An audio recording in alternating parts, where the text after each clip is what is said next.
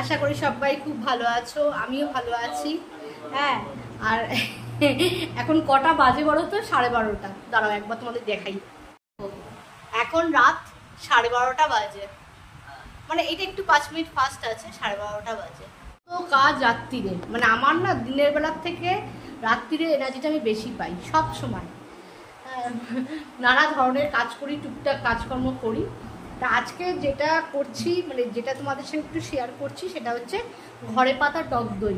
হ্যাঁ, তোমরা অনেকেই জানো, এটা তো খুব কমন জিনিস, সবাই জানো। আবার অনেকেই কিন্তু জানো না, যেটা আমার কিন্তু খুব আগে দই করতে কিন্তু খুব প্রবলেম হতো। আগে আমার দইটা কাটা কাটা কাটা কাটা হতো আর কি, যখন আমি দই করা মাঝখানে ছেড়েই দিয়েছিলাম। কিন্তু এখন তোমরা জানো মা আছে, বা আমরাও গরমে খাই আর কি, ঠিক আছে। তা সেই দইটা এখন আমি কিন্তু এত সুন্দর হয় পাতা।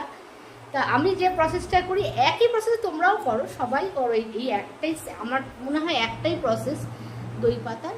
কিন্তু আগে আমারটা কিন্তু হতো না। এরকম প্রবলেম কিন্তু অনেকেরই আছে, দই বসতে চায় না।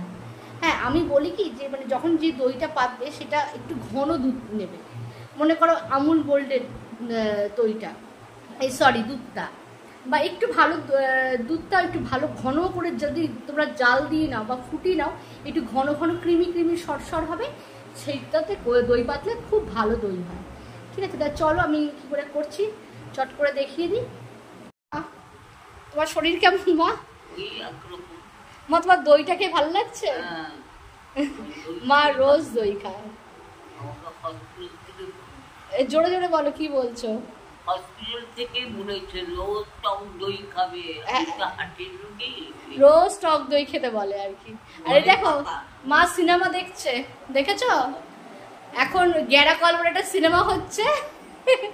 এই দেখো, গ্যারাকল বলে একটা সিনেমা, রাত 12:30 বাজে, মা বসে দেখছে। মা তুমি কেমন আছো? ভালো আছো তো? ঠিক আছে। দেখো, এই কাপটাও কিন্তু আমি আগেও দই পেতেছিলাম, এই জন্য এই যে দইয়ের যে জলটা আছে না, এটা দইয়ের জলটা ফেলে দেবে, দইয়ের জলটা রাখবে না। দাঁড়াও, এই দেখো দইয়ের জলটা কিন্তু আমি পুরো ফেলে দিলাম। আচ্ছা, এইটা কিন্তু আমি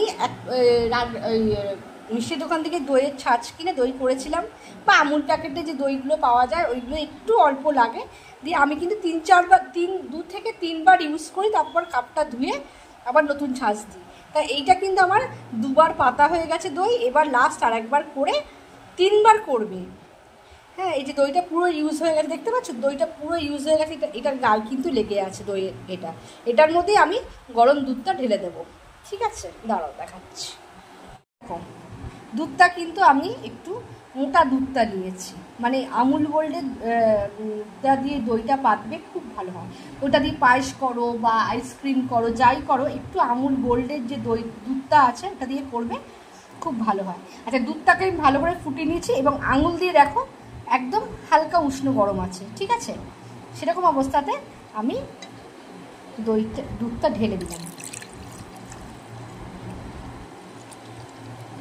এই দেখ, এই 1 কাপ আমরা সবাই মিলেই খাই আর কি। মাকে তো রোজ খেতে বলেছে ডাক্তার। এই দেখো, ভালো করে নাড়িয়ে দিলাম।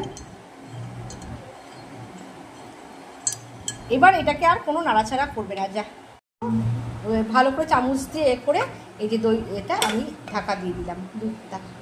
ঠিক আছে, এটা আমি আর নাড়াচাড়া কিচ্ছু করবো না। আর যা গরম এখন না, এমনিই দই হয়ে যাবে। ঠিক আছে, আমি কালকে সকালবেলা তোমাদের দেখাবো। এখন তো 12:30 বাজে, সকালবেলা তোমাদের দেখাবো যে দইটা কত ঘন হয়েছে। ঠিক আছে, তা মর্নিং। আচ্ছা, কালকে তোমাদের সঙ্গে একটা ভিডিও শেয়ার করেছিলাম টক দইয়ের, কী করে আমি ঘরে টক দই পাতি আর কি। কালকে আমি তোমাদের দেখালাম আর কি, দইটা গরম দুধটা দইয়ের মধ্যে দিলাম, দইয়ের ছাঁচটার মধ্যে। আজকে সকালবেলা আমি দেখছি আর কি।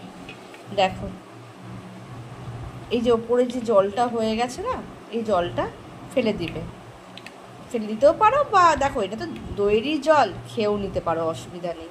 পুরো কিন্তু দই কিন্তু একদম ঘন করে পাতা হয়ে গেছে। ঠিক আছে, এই দইয়ের জলটা মা বারণ করলো ফেলতে, মা দইয়ের জলটা খায় আর কি। এবার এটা তোমরা যে কোনো একটা কিছু দিয়ে ঢাকা দিয়ে ফ্রিজে রেখে দেবে। ঠিক আছে, যে ঘরে পাতা টক দই হয়ে গেল, খুব সোজা। এরকম করে ঘরে পেটে টক দইটা খাও, রাস্তার দইটা টক দইটা না খেয়ে বাড়িতে টক দই এরকম করে লস্যি করে খাও, বা যেটা করে, বা ভাতের পাতেও খেতে পারো। এটা আমি ফ্রিজে রেখে দেবো, যখন দুপুরবেলা লাঞ্চের পর আমরা খাই আর কি।